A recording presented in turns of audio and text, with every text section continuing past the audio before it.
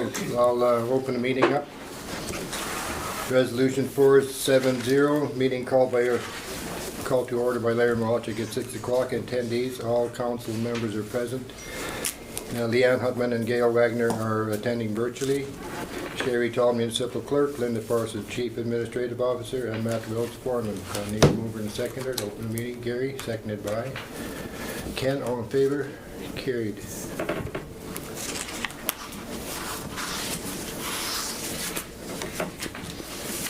Approval of the agenda. Anyone have any additions or deletions to it? Hearing none, I'll read the resolution 471.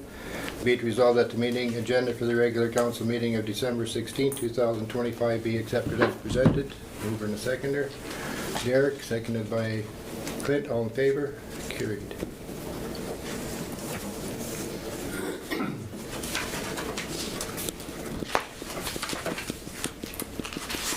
Approval of previous minutes.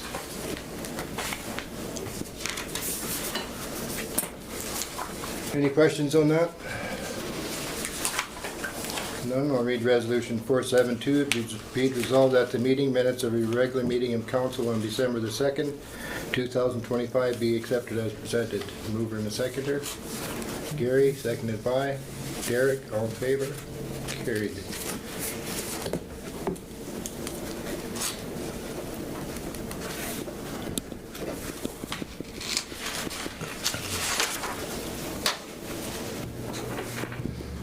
Number 4, delegations.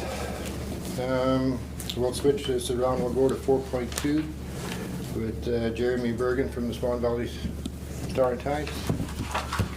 Good evening, Council. Before I begin, I have an audio recorder here. I want to show Ms. Parsons, just confirm for me, this is not a magic trick, this is not a gotcha. Is this recording or is it turned on? From all indicators? It looks like it's turned off. It's turned off. Yeah. Okay. This is turned off. But I brought it, and I'm not going to turn it on, because I believe that I have the constitutional right to record your meetings. Whether or not you've passed a law saying that I'm not allowed to do so. Okay? You have a bylaw that restricts people like me and your own ratepayers from using it. Section 98 of your council procedures bylaw passed September 3rd, 2004, which says, public and media are not permitted to audio or video record regular and special meetings, committees of the whole, and public hearings. So for the sake of a good faith argument, I'm not going to turn that on, because I don't want to give you any reason to kick me out of this room. So here's why I believe Section 98 of your procedures bylaw is an invalid use of your municipal authority. 152.1 of the Municipal Act requires that your meetings be public by default, with specific categories of discussions that are allowed to be brought into an in-camera discussion. The laws of this nation govern that I, as a media person and as a citizen of Canada, have a reasonable right to record in public spaces. Whether or not I am a ratepayer in this municipality does not determine my right to attend this meeting or record this meeting. Owning property and paying taxes is not a membership fee to an exclusive club. This is a government, not an exclusive club. Provided that I am not disrupting your ability to conduct your meeting or directly manipulating the decision-making at this meeting, I have the right to be here, not just as a member of the press, but as a Canadian. The basis for my right to record your meetings is Section 2B of our Charter of Rights and Freedoms. Everyone has the right to the following fundamental freedoms: freedom of thought, belief, opinion, and expression, including freedom of the press and other media of communication. I fully admit that if I am disrupting your meeting in any way, you have every right to kick me out. You have that authority laid out in your own bylaws You have that authority laid out for you in the Municipal Act, and there are perfectly reasonable reasons to kick somebody out of your meeting. But you don't have the right to infringe on my rights as a Canadian. And don't just take my word for it. The Arm of Springfield is currently being sued for a similar infraction where someone was restricted from recording their public meetings. They are being sued by their own ratepayers, and it's being funded by the Justice Center of Constitutional Freedoms.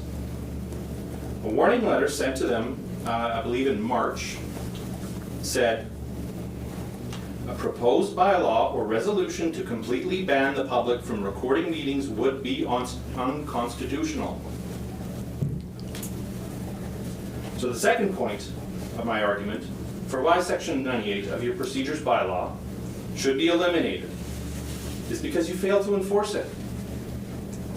I have attended more than one of your meetings in the last year where I have openly recorded your meetings and received zero pushback. Why do you have a bylaw on the books if you're not enforcing it?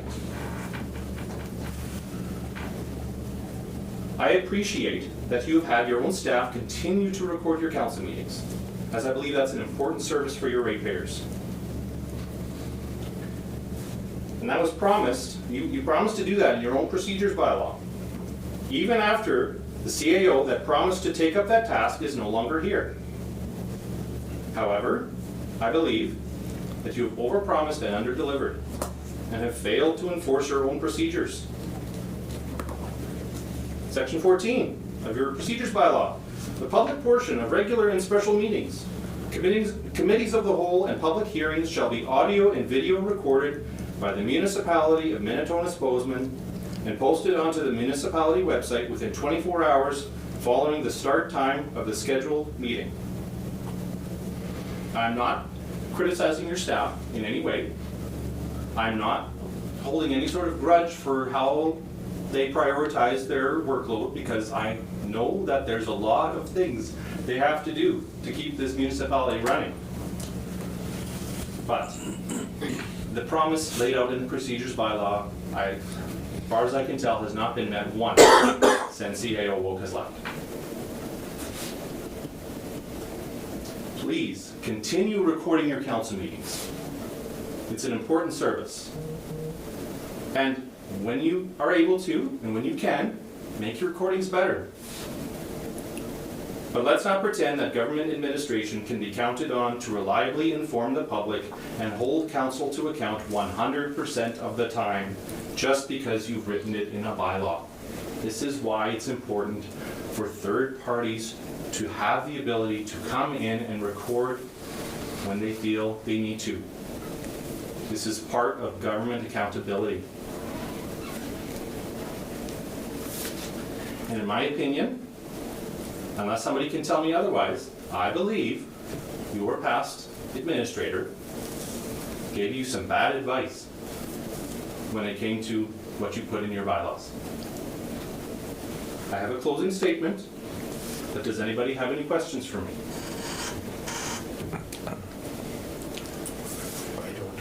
I don't, sorry.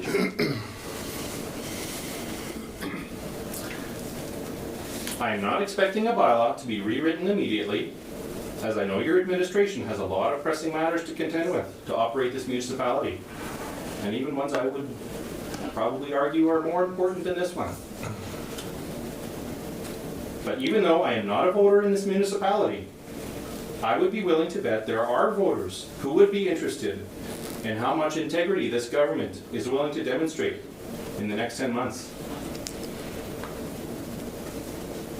And I can send documentation to your administrator so you can cite my sources, look at my references, and read the wording yourself. That's all I have today. And if there's no questions, thank you. Thank you, Jeremy. Thanks, Jamie. Thanks for coming. Thank you. Have a good evening. Good night. Next on the agenda is It's okay, I'm gonna have a seat. Yeah. CUPW Local 722. Yes, I am here representing CUPW Local 722. I am currently their vice president. So, I do have a few visuals to go along with my talking points. So I do believe I sent a few links and attachments, so hopefully everybody did have a chance and time to go through those. What I do want to start with is I want to plant a few facts and a couple myths before I really get into summarizing things. So, facts. Canada Post is in fact a public service, not a for-profit service. So the Canada Post Act actually states that the company is to strive for sustainability and being self-sufficient, as in break even.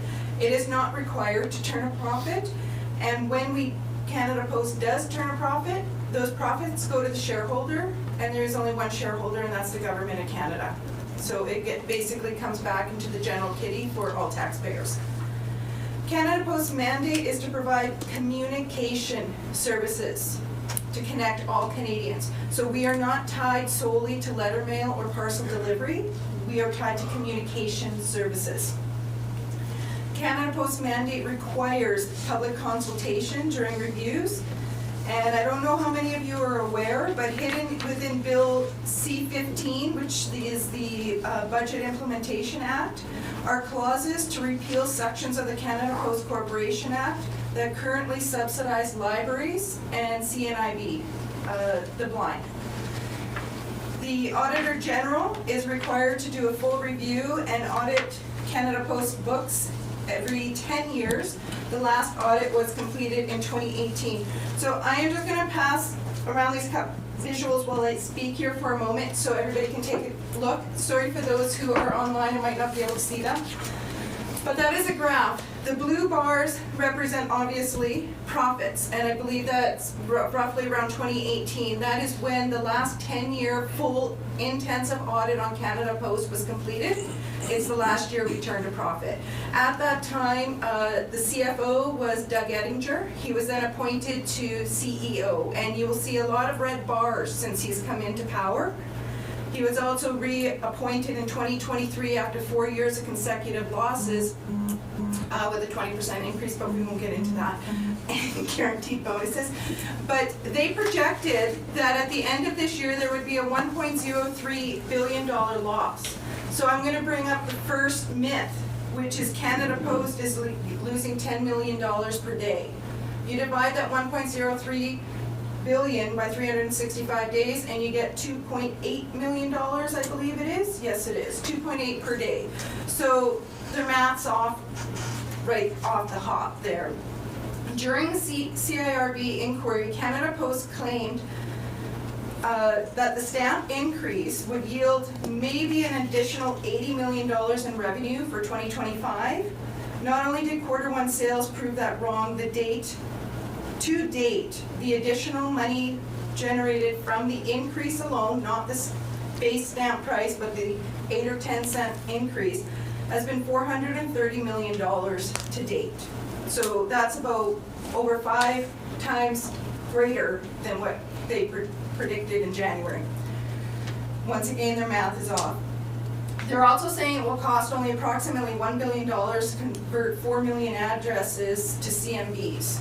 That is also off because that might be the cost of the actual CMBs, but that's not the cost to install, that's not the cost to revamp the postal services. Right now everything is set up for a letter carrier and sorting into satchels. It is not set up with equipment and sortation for mobile transportation of the mail.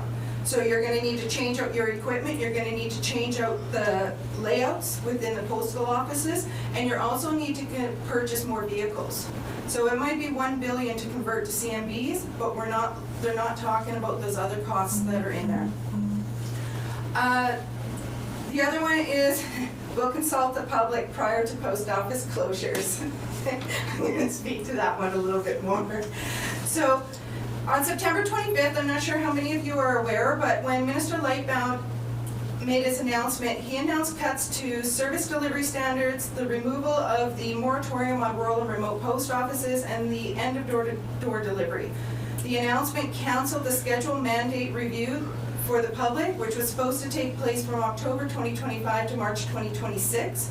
And the Canada Post was given 45 days to submit a proposal on implementing the announced cuts to Minister Lightbound. This proposal has been submitted with zero consultation with the public. They have made zero effort to see how their closure implementations would affect the ratepayer, well, the public. So why is this, why should this be a concern for your municipality? Sorry, I could use some water, but anyways. Let's start with the service delivery standards. They're talking about reducing service from being daily to every 2 to 3 days. So that may impact a rural community like yours to say maybe you get mail delivery on Tuesdays and Thursdays. No longer Monday to Friday, just Tuesday and Thursday. Well, what happens if you're expecting a parcel on Tuesday and due to unforeseen circumstances, we're in winter, mail doesn't come in on Thursday? Does that mean you get next day delivery, or does that now mean you have to wait till Tuesday? And what if some of those parcels that are coming are medication or life-saving? What are we doing for constituents or for our communities? The other thing is private couriers are still providing daily service. So how do you propose to continue to generate revenues when you cut services below those of the standards of your competitor? It makes it very difficult to sell that story. Rural post office closures. If you looked at the link I shared for the list, I'll just summarize it. There's approximately 3,800 rural and remote post offices across Canada that are at risk of closure. 257 are in Manitoba. Approximately 25 of them exist in our local. Approximately 12 of them are in the Swan Valley, and I believe you have at least 2, possibly 3. I'm not sure who's got Renwer, if it's you or Mountain, but possibly 3. I might have missed one.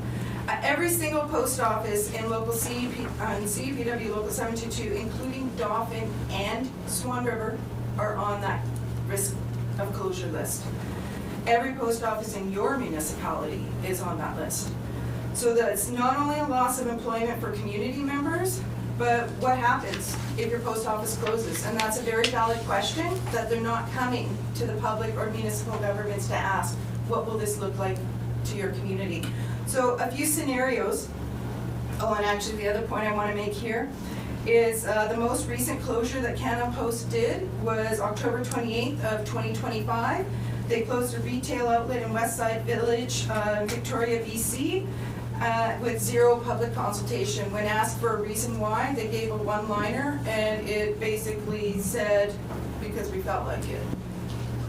So that was a franchise outlet, which means it was a cost-neutral outlet for Canada Post, and it was revenue generating. So if they're going to, without any consultation and any valid reason, just up and close an outlet that is cost neutral to them, what are they going to do to a rural community when it likely costs more to run a rural post office than the revenue brought in at that specific location?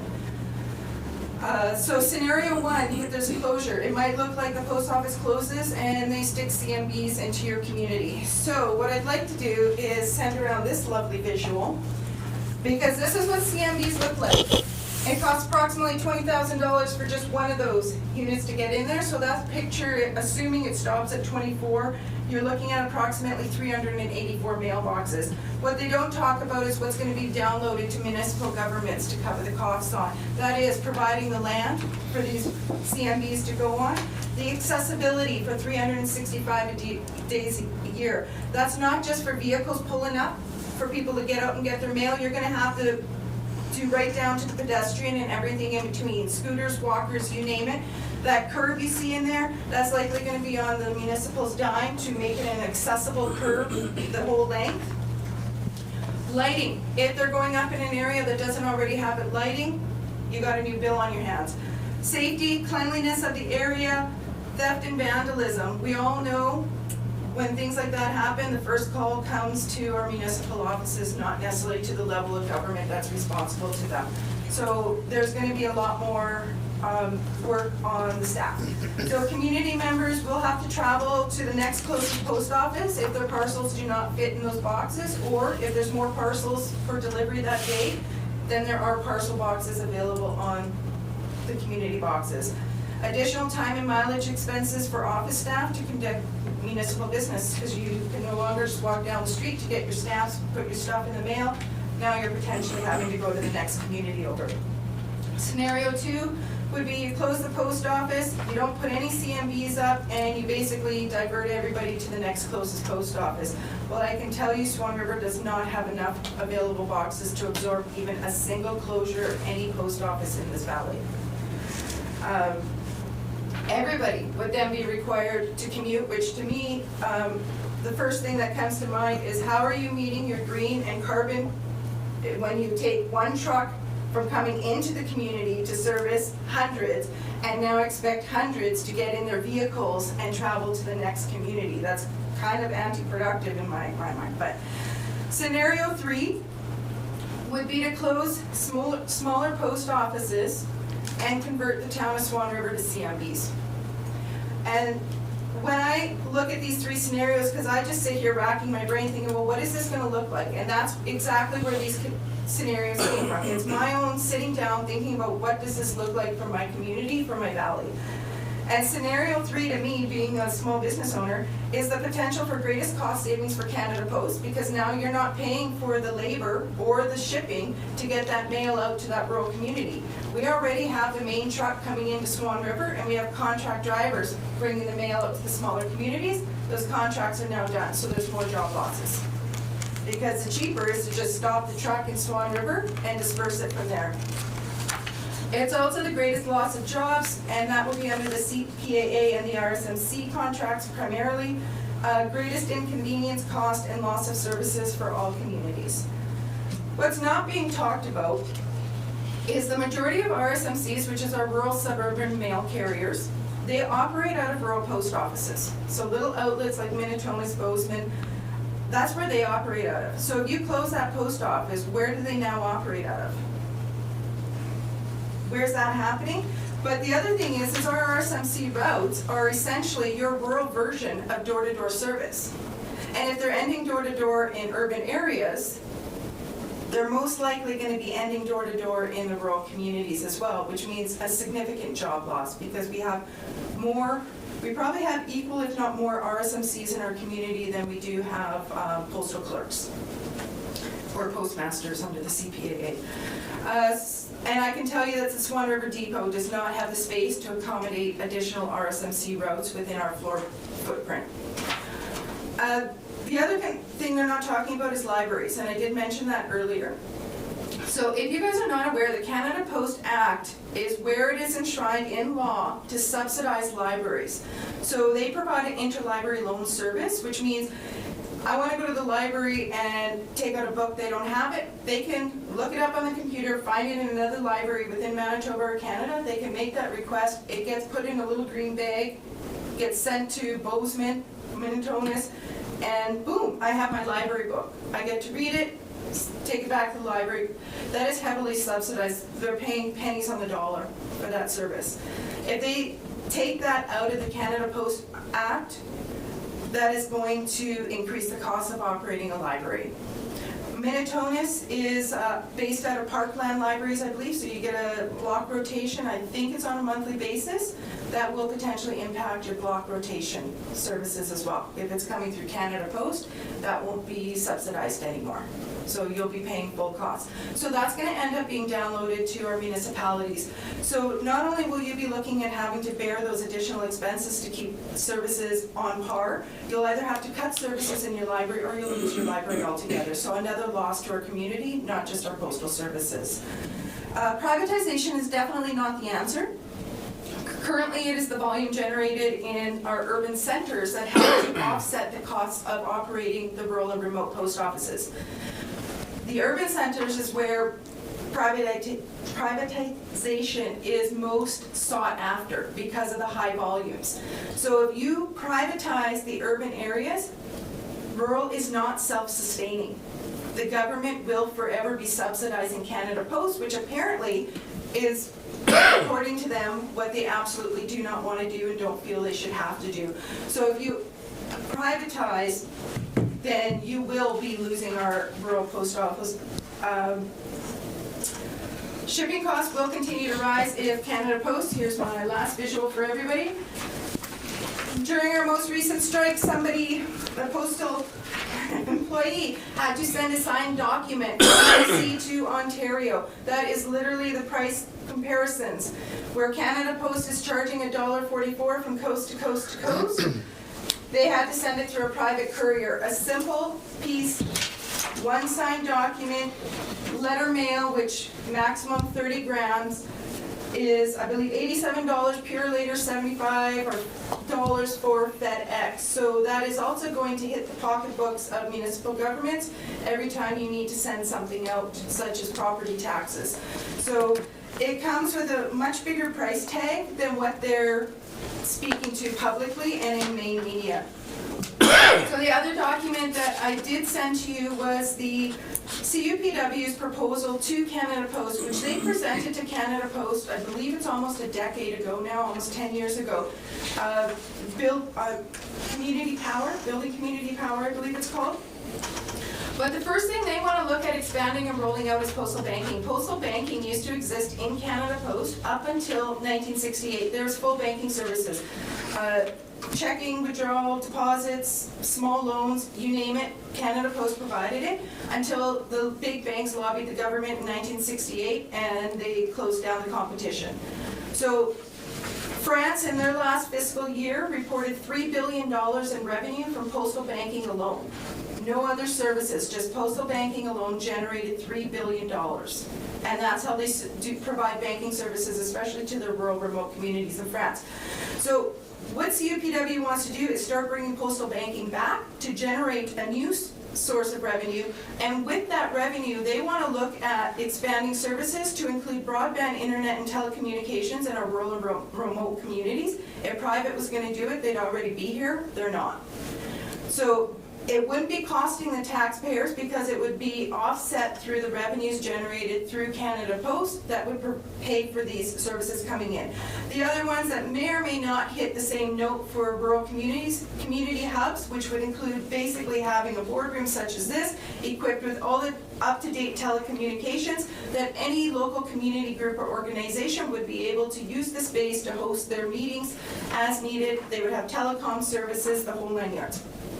Elder check-ins, if they end door-to-door service, this is a non-relevant because we won't be going to doors anymore. As for the broadband and telecom and postal banking, if they start closing our rural post offices, there's no longer infrastructure to operate these expanded services from. E-charges, I know I'm rural, I'm still on the fence, I'm not really there.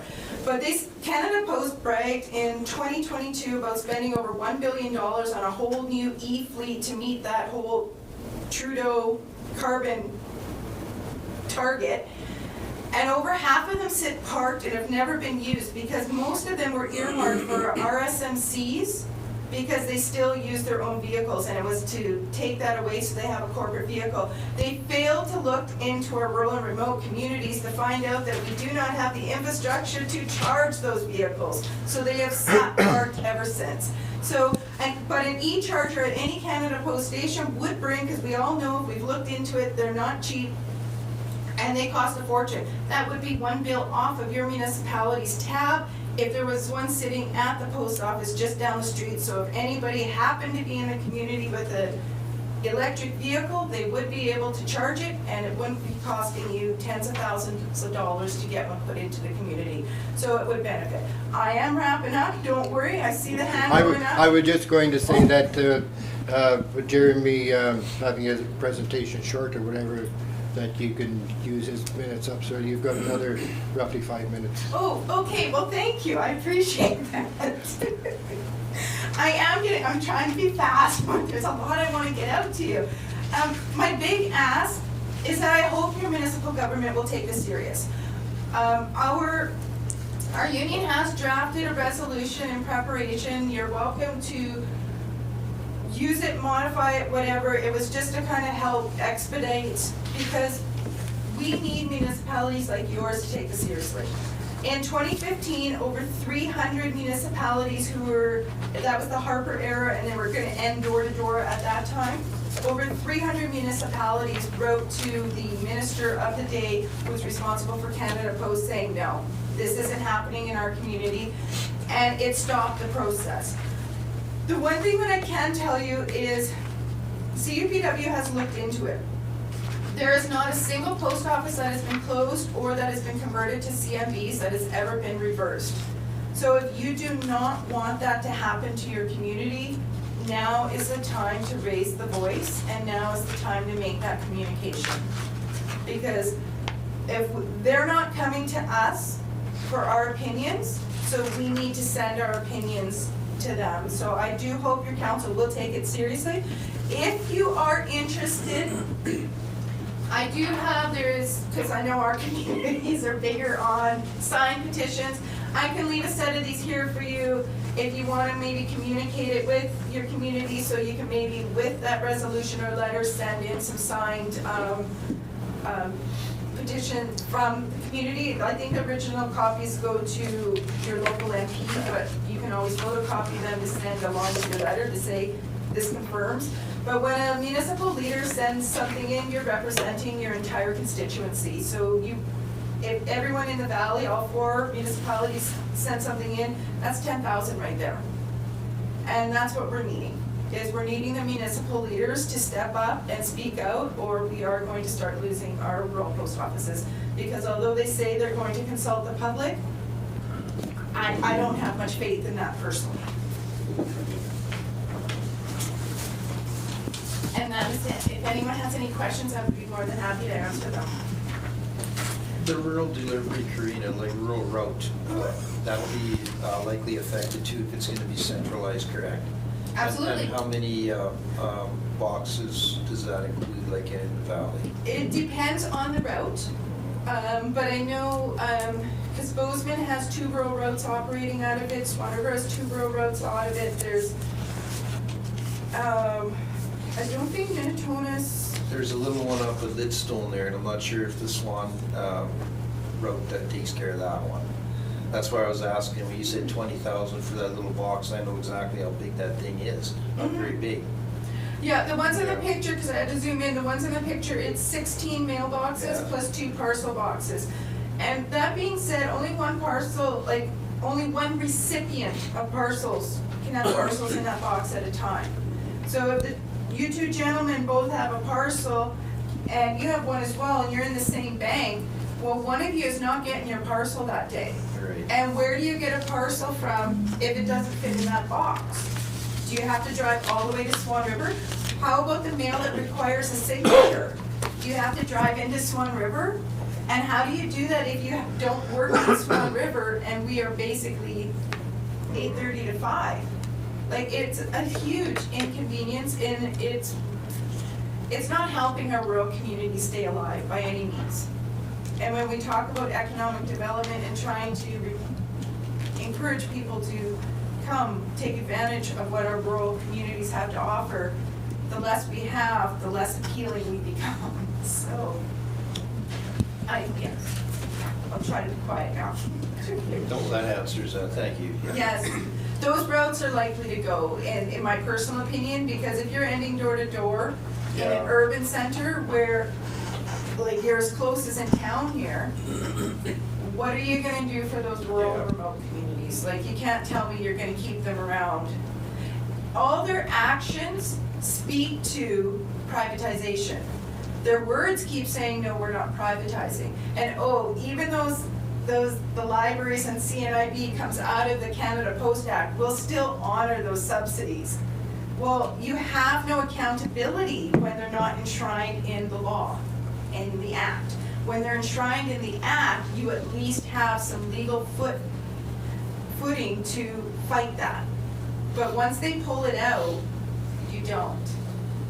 And that would be a huge loss to our community. So it's not just a post office, it's not just jobs, it's potentially our libraries and our livelihoods that are being under attack. So hopefully we can count on your support.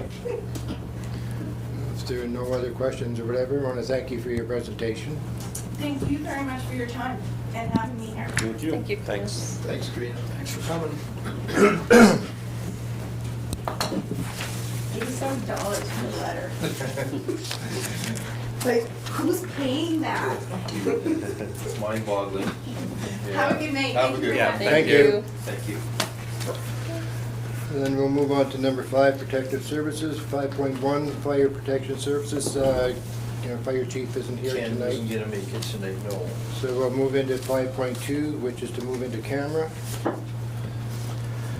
Resolution 473, be it resolved that pursuant to section 1523 of the Municipal Act, despite subsections 1 and 2, council shall meet as a committee of the whole to close the meeting and continue discussion in camera regarding employee, land, legal, and a matter that is in its preliminary stages and respecting which discussion in public would prejudice the municipality of Minitonas-Bowsman's ability to carry out its activities or negotiations. Pursuant to section 83(1)D, council members shall keep in confidence a matter discussed at a meeting closed to the public under subsection 1523 until the matter is discussed at a meeting conducted in public.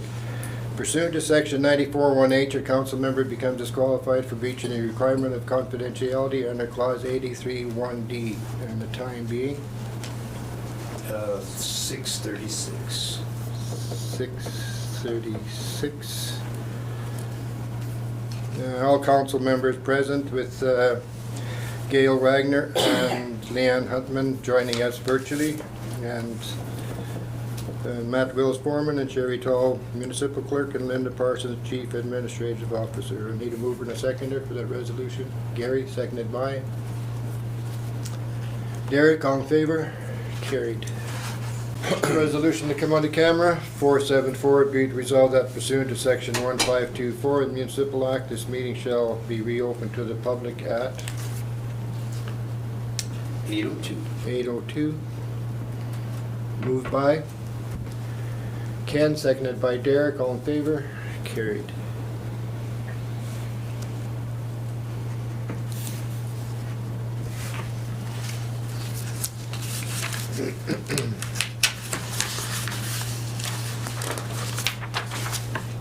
Public Utilities Report. Everyone is good with the report after they've read it. I'll read the resolution. 475, be it resolved that the Public Works and Utilities Report December 16, 2025 be accepted as presented. Moved by Gary, seconded by Clint. All in favor? Carried.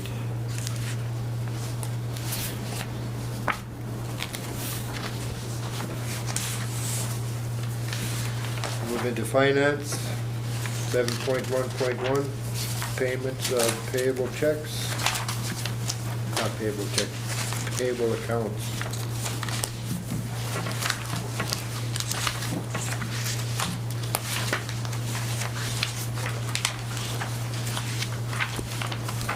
Are there any questions? I went over the financials and all the numbers matched up. There was 2 more payments to the school division, 2 final ones. We had one large one, which was their culvert replacement for 60-some thousand.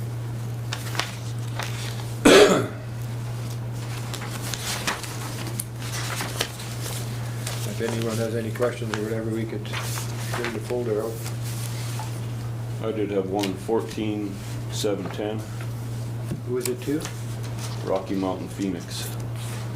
Oh, yeah, I looked at that one too, and then after I'd seen it, I said, oh yeah, I know what that is. It's fire hall. Fire. Yeah, it's fire hall equipment, that's what it is. Rocky Mountain, so. Yeah. I'll It's tell like Sherry. fire gear. Sherry, don't worry Yes. about it.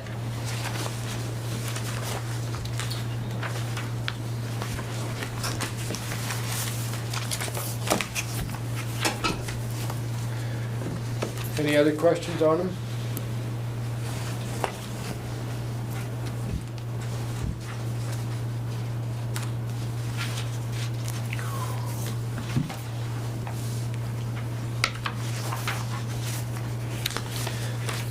If none, I'll read resolution 476, be it resolved that accounts payable checks number 14671 to number 14728 and the amount of $278,301.71 be accepted and approved as presented. Mover and seconder. Moved by Gary, seconded by Derek, all in favor? Carried.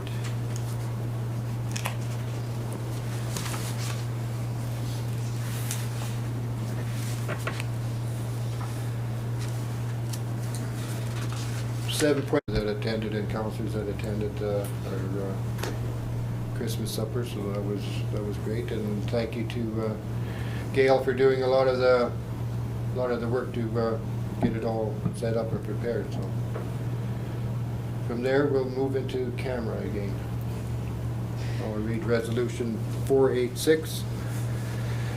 Be it resolved that pursuant to section 1523 of the Municipal Act, despite subsections 1 and 2, council shall meet as a committee of the whole to close the meeting, discussion in camera regarding employee, land, legal, and a matter that is in its preliminary stages, and respecting which discussion in public would prejudice the municipality of Minitonas-Bowsman's ability to carry out its activities or negotiations. Pursuant to section 83 1D, council members shall keep in confidence the matter discussed at a meeting closed to the public under subsection 152.3 until the matter is discussed at a meeting conducted in public. Pursuant to section 94 1H, a council member becomes disqualified for breaching the requirement of confidentiality under clause 83 1D. And the time being 8:24 there. 8:24. I need a mover and a seconder. Gary, seconded by Derek, all in favor? Carried. We'll read resolution 487 to come out of camera. Be it resolved that pursuant to section 1524 of the Municipal Act, this meeting shall be reopened to the public at 8:57. 8:57. A mover and a seconder, please. Moved by Derek, second by Ken, all in favor? Carried.